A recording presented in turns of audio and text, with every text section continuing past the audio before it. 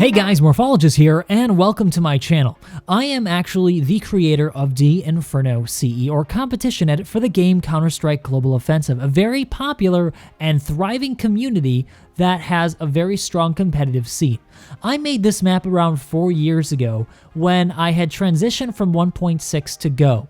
At that point, I was really unhappy with the map, and a lot of my peers were as well. I played 1.6 professionally, so I had a really strong bias towards the map, but I felt it was fair to acknowledge that there were a lot of people who actually enjoyed the CSGO and CS Source version. So what I did is I pooled a number of people together, including Volcano from Team 3D, who was then playing on a CS Source professional team for ESEA, and then I also asked Daves to come help out, who was also playing CSGO professionally, as well as the head of CEVO and a number of other people in the competitive community to really talk about what changes they would like to see to the map. And that's where it started. Alright, so I want to get through this pretty quickly because there's a lot of stuff that I changed, and if there's anything that you have questions about afterwards that I missed, please feel free to comment, ask me that question, but I'm going to get to the big stuff. So we're starting here in CT Spawn. I'm going to make my way over to Speedway and explain exactly why I blocked that off. So that was actually done basically from pooling together the number of people I talked about in the beginning, those members of the professional community and competitive scene. Because we felt that rotation times were far too quick. We did a lot of timing on this map to see how fast it would take for CT who had committed to A to rotate to B or B to A. And we decided that because of Speedway, it was much easier for people to commit more whimsically to one site and then kind of go back on that by using this shortcut. Now, by adding that, you really have to really think about before you commit too many people to one side or the other, because rotating around to counter a rush or stack on T side is going to be a lot more difficult that way.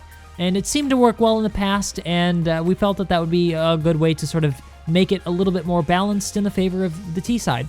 Now let's go over to construction, because this was another hotly debated change that I made, and I want to explain a little bit why the configuration was changed. Now, you'll notice that the door used to be here, now the door is here. The door is also wider. Again, this is to reduce, this was a common theme throughout the map. We wanted to reduce bottlenecks as much as possible because there are a lot of tight spaces.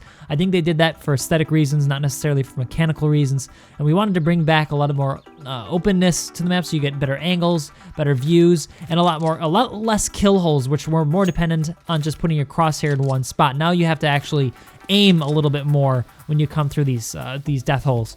And I changed the configuration primarily because I wanted to make it harder. We wanted to make it harder for basically whoever's holding the site, either CT or T side, to hold it from the back of site here, back of construction. Because what happens is that I could originally easily see the entrance here. You couldn't get into construction, and I could quickly back over to site, watch site, then back to construction. And we felt that was a little bit too in favor of whoever had taken B. So we decided to change the configuration. Now, if you're retaking site or you're taking site, it's a little bit easier because you can get into construction without being killed through the murder for the very, very tight opening. It just gives a better chance to those people. Now, I replaced a lot of boxes in site as well, and people were kind of upset about that because they thought I was trying to mimic CS 1.6, and that is not at all the truth. The reason why this was done was because the existing models, mainly this one being the culprit, originally and still now, they have terrible collision box models. You can actually see where I'm colliding with it when I hit it, and what happens is when you try to shoot through it, it actually hits that collision box, and just the damage doesn't make sense. In addition to that, there was an unfair advantage to people who were holding site, where they could actually look through a lot of these. You can't see through now because I blocked it off with a plate of metal there, but originally you could see through all of them, and whoever was attacking or retaking site could not see anybody through that due to the limitations in resolution. Basically, the pixels would close up that gap, and essentially it was like they were wall hacking, and we wanted to get rid of that. Now, Fountain was removed because we wanted to reduce those really weird plants that were happening early in the game. I think they pretty much fixed that. That doesn't happen very much. You can't exploit. Originally, you could, and so that's why we removed that. Just decided to go with a more 1.6 configuration with a large box in the center. And Dark Spot was removed because there was a graphical glitch where if you went too deep in here, you could actually make your character entirely black, which was kind of stupid. Didn't make much sense. Seemed like there was an advantage being given to a player because of a game engine limitation rather than skill or placement. So again, a lot of changes that were made were actually not necessarily because we felt it was too easy or too hard. It was more because there are limitations to the engine, limitations to collision boxes, and that again is why now you see that car has been removed on Banana. That's because there were a lot of points where you couldn't shoot through car, even though you could see through it, or I could see through car and you couldn't see me. Just there were a lot of weird little things that you could do, which gave an unfair advantage to whoever was holding the site. So again, that's been removed. Now, actually, as well, because of these boxes, you can spam through them, meaning you can pre-fire somebody who's hiding, giving a little bit more of I wouldn't say an advantage, but a little bit more balance to whoever is attacking a Banana. Now, Banana has also been considerably changed. Visually, I feel it's improved. You may disagree with that, but people say it's very wide. Actually, it's the same width as it always has been. The only difference is that the wall that used to be at the end here and the arches and pillars have been removed, and I've just opened it completely. What that basically does is turn this rather into a bottleneck death hole where one single grenade, flash, or smoke could basically cover the majority of a team to a much more even playing field where both sides have an equal advantage of taking out the other player based on skill. And timing-wise, we made it so that if even in the best spawns at CT spawn or T spawn, you arrive pretty much at Banana at relatively the same time, plus or minus a few milliseconds. Milliseconds being really key in the professional circuit. Again, there are some little things here that you can actually play with on that how I made this work a little bit better. Like on right side, you can now actually hide a bit more. So that's there's a lot of cool. I think this is a great spot. Now, Arch was added here basically to give a little bit more cover on T side. Also, it does create a little bit more bottleneck, but I felt that it was a necessary addition. And this is a big one. Now, I want to talk a little bit about pre-firing for levels for your crosshair. Now, when you're playing professionally, you pretty much know where somebody's head is going to be when you come around a corner. So you set your crosshair a certain height to anticipate that, to reduce the movement in your mouse. That's basically reducing milliseconds to get the shot. The first person who gets the shot gets the kill. That's generally how it works. And what opening this pit around the corner does is essentially allows T-side, basically on a good spawn, even for CT side, to be able to get into pit and lower their headshot level before they expose themselves. And originally, the pit was here. You'd have to actually expose yourself in front of CTs before you got to the pit, and that would mean that basically the level of where you'd hold your crosshair on CT side would be the same, and you could pick off somebody in the head before they even got to safety. So I wanted to increase the skill ceiling a little bit there. Again, car was removed in mid. Same reasons as before. Cover was replaced with something that's much easier, much more reflects the actual collision box of the model. I added a little bit of a sniper's nest here. Not terribly useful. It has its problems. Like if you get in here, you're pretty trapped if you don't get the first shot. So it has a major drawback to using it. I felt that was a fair balance.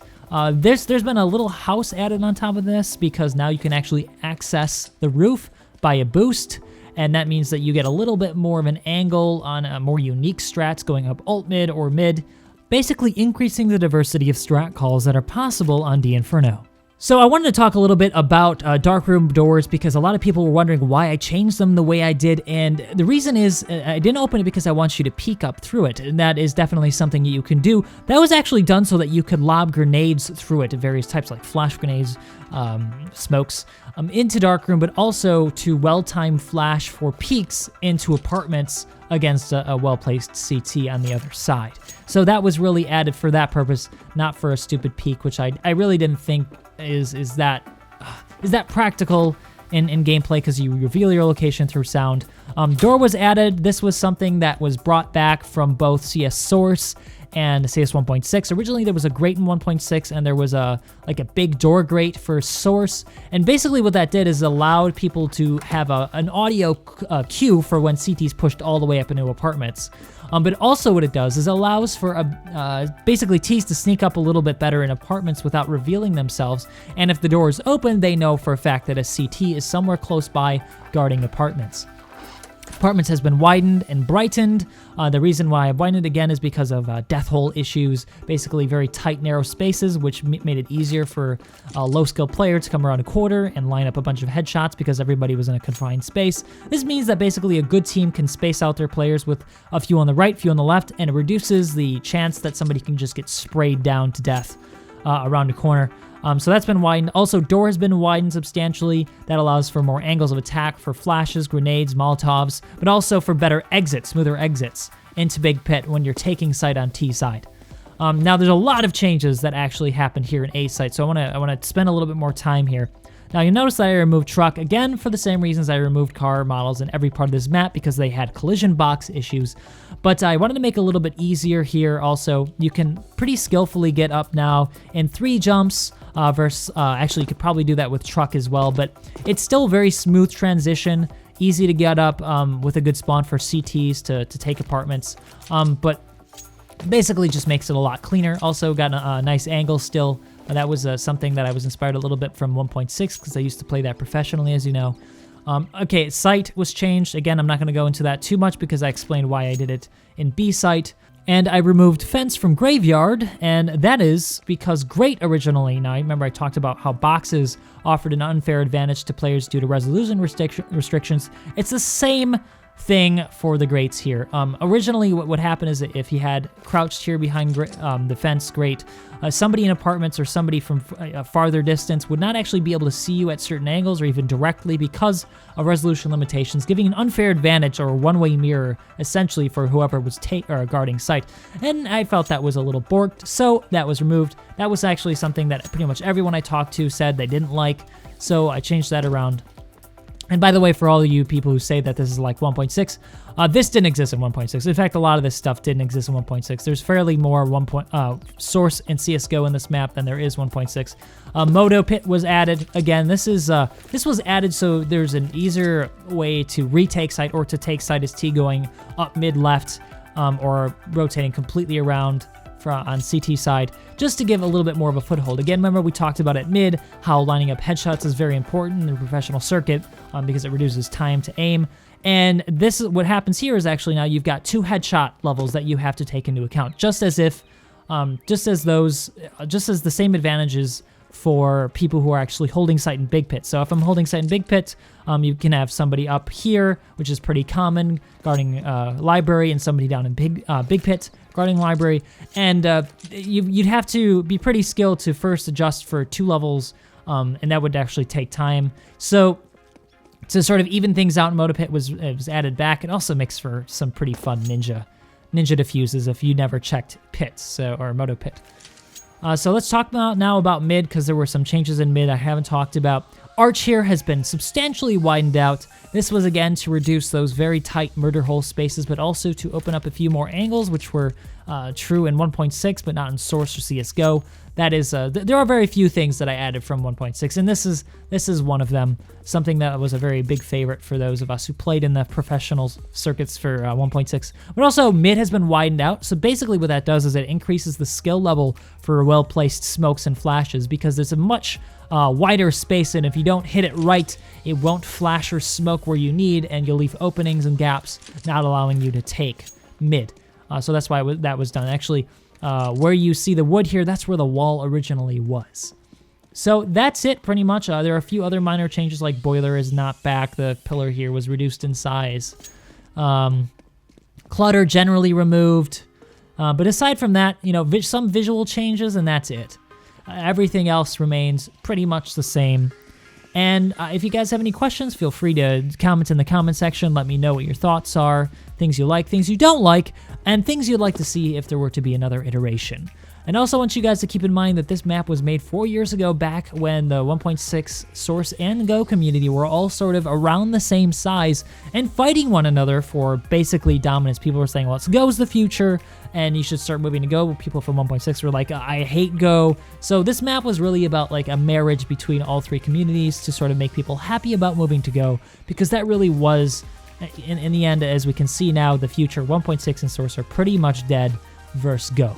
So I hope to see you guys in my other videos. Make sure you hit the like and subscribe button if you haven't already, and I'll see you guys next time.